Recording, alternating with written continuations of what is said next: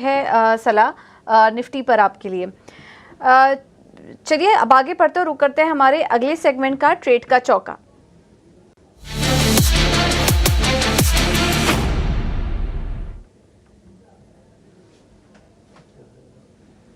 और शुरुआत अक्षय आपके साथ करेंगे। बताइए अभी ट्रेड के मौके कहां पर देख रहे हैं आप? जी, गुड आफ्टरनून पूजा। तो ट्रेड के मौके डीवीज लैब में दिख रहा है मुझे। पहला रिकमेंडेशन है जो बाय की तरफ है। आप ब्रॉडर प्राइस स्ट्रक्चर देखें तो बहुत ही मजबूत है। गए 5 से 6 ट्रेडिंग सेशन में हल्के से एक रेंज में सीमित है, बट वापस मोमेंटम इसमें रिगेन होने की दिख रही है मुझे, और प्राइस स्ट्रक्चर के चलते एक ब्रेकआउट की पॉसिबल कोशिश करेगा डीवीज लैब 5000 के ऊपर। तो डीवीज लैब बाय करने की रणनीति रहेगी। टारगेट 5000 और 5075, ये दो टारगेट एरिया बनेंगे।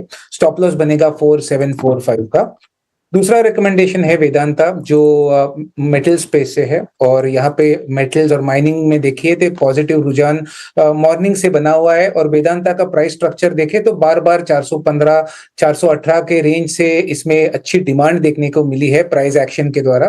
तो एक्सपेक्ट कर रहा हूँ कि वापस और एक बार दोबारा इसमें मोमेंटम रिगेन होके स्टॉक 460 और 474 ये दो लेवल के लिए चलेगा। तो ये ट्रेड में आप 415 का स्टॉप लॉस बनाइए। तो डीवीज लैब और वेदांता, ये मेरे दो रिकमेंडेशन है आज के लिए।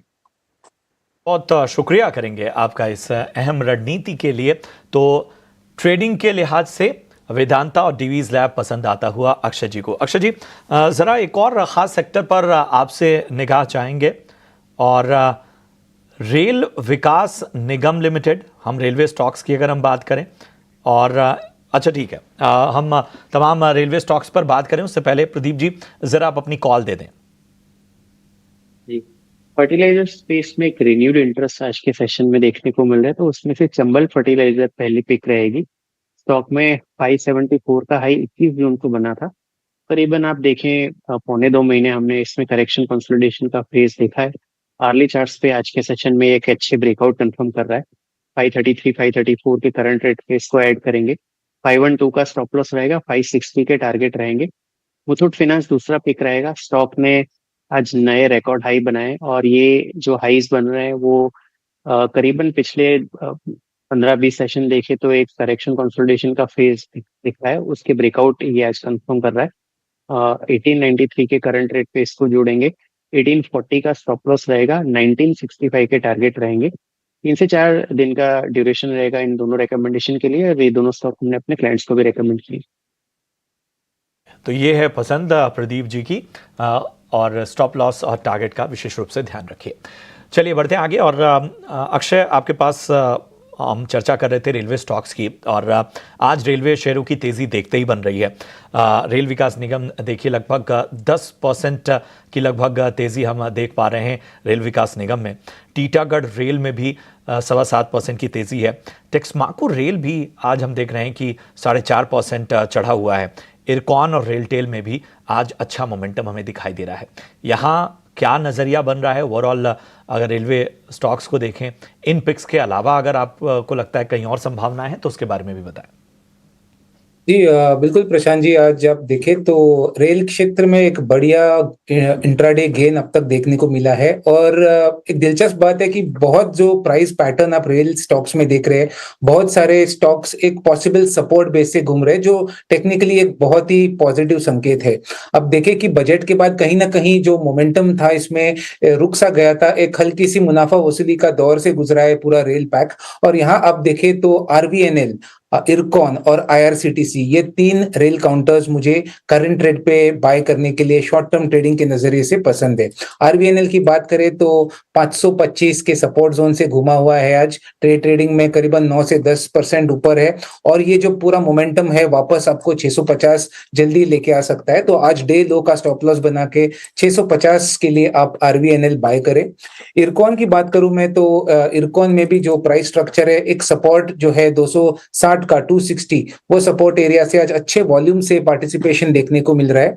तो इसमें कंजर्वेटिव टारगेट से थोड़े 310 तक मैं इसमें टारगेट करूंगा। स्टॉप लॉस बनेगा 255 का। और लास्टली आईआरसीटीसी, जो इंडियन रेल केटरिंग स्टॉक है, ये भी इसमें ज्यादा मोमेंटम नहीं है, बट बहुत ही एक अच्छे सपोर्ट बेस पे रिवर्सल के संकेत दे रहा है, तो रिस्क रिवॉर्ड पे ऑफ बहुत ही बेहतरीन है। तो 900 का स्टॉक बना के आप इसमें 975 ये टारगेट से वर्क कर सकते हैं। तो जो तीनों स्टॉक मैंने नाम लिए, इसमें मैंने उनके चार्ट के स्ट्रेंथ के हिसाब से ही मैंने पहले आरवीएनएल को चुना, उसके बाद इरकॉन को और थर्ड आईआरसीटीसी को। तो तीनों आप स्टॉक ले सकते हैं, बट सबसे बेस्ट पिक मेरा रहेगा आरवीएनएल। तो एक ऑर्डर के हिसाब से अक्षय जी ने आपको बता दिया, आरवीएनएल, इरकॉन और फिर आईआरसीटीसी, ये उनकी पसंद के ऑर्डर हैं। चलिए अब बढ़ते हैं आगे और एक और खास सेगमेंट आपके लिए लेकर आते हैं, और ये है ऑप्शंस के चैंपियन।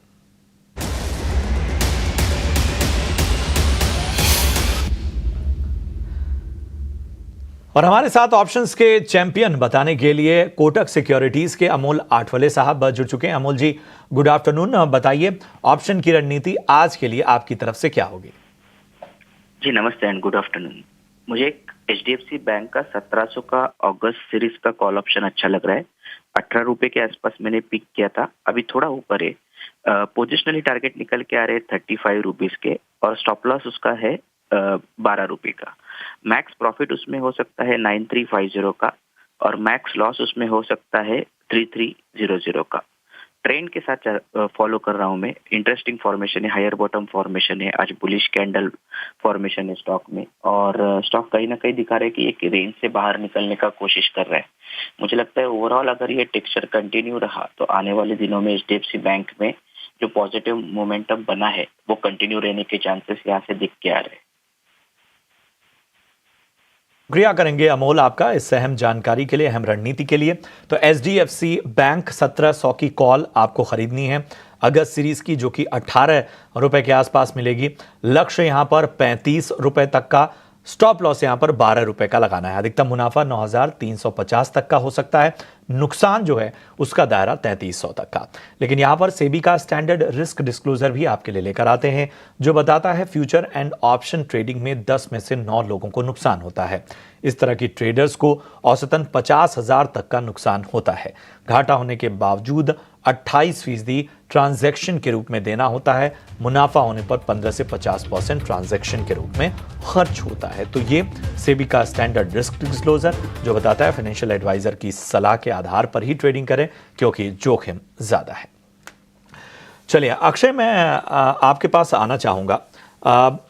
कुछ अगर हम ऊर्जा क्षेत्र को देखें, एनर्जी पॉकेट को देखें, और उसमें एक तरह का कुछ अहम स्टॉक्स हैं, चाहे एनटीपीसी हो, पीएफसी हो, आरईसी हो, पावर ग्रिड जैसे स्टॉक, यहाँ पर हमें एक कंसोलिडेशन ज़रूर नज़र आ रहा है। लेकिन सुज़लॉन एनर्जी पर ज़रा निगाह डालिए। आज सुज़लॉन एनर्जी लगभग 5% की तेज़ी यहाँ पर नज़र आ रही है।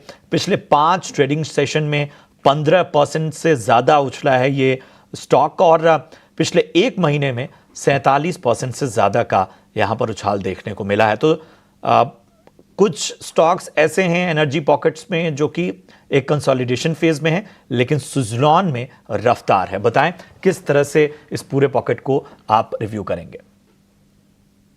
तो देखिए, रिटेल निवेशकों का बहुत ही पसंदीदा स्टॉक है, और अगर इसकी आप एक जर्नी देखें तो 2023 से 10 रुपए से लेके 80 रुपए 8 गुना बढ़ चुका है, और यहाँ से भी जो मोमेंटम है बहुत ही तगड़ा देखने को मिल रहा है।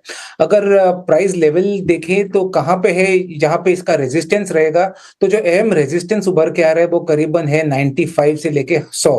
तो 95 और 100 जब भी ये लेवल छू जाए सुज़लॉन, तभी आपको तो अपना मुनाफा बांध लेना है ट्रेडिंग के दौर से। अभी करंट रेट 80 है, तो और 15 रुपए की अपसाइड की गुंजाइश है इसमें, तो आप होल्ड करके चले। जो नए निवेशक है तो यहाँ पे मैं रेकमेंड करूंगा कि आपको ट्रेडिंग का ही नजरिया बना के बाय करना है। तो हल्की सी डिप अगर मिलती है 75 77 तो सही एंट्री रहेगा, क्योंकि रिस्क रिवॉर्ड भी हमको देखना है ट्रेड एंट्री लेने के पहले। तो 70-75 के आसपास नए निवेशक बाय करे। टारगेट वही बनेंगे 95 to 100, और उनके लिए स्टॉप लॉस बनेगा करीबन 71 का। ये है नजरिया सुज़लॉन एनर्जी पर इस वक्त अक्षय जी की तरफ से आता हुआ। अभी भी पोटेंशियल इसमें नजर आ रहा है। बहरहाल यहां रुकेंगे एक छोटे से ब्रेक के लिए, फौरन हाजिर होता है।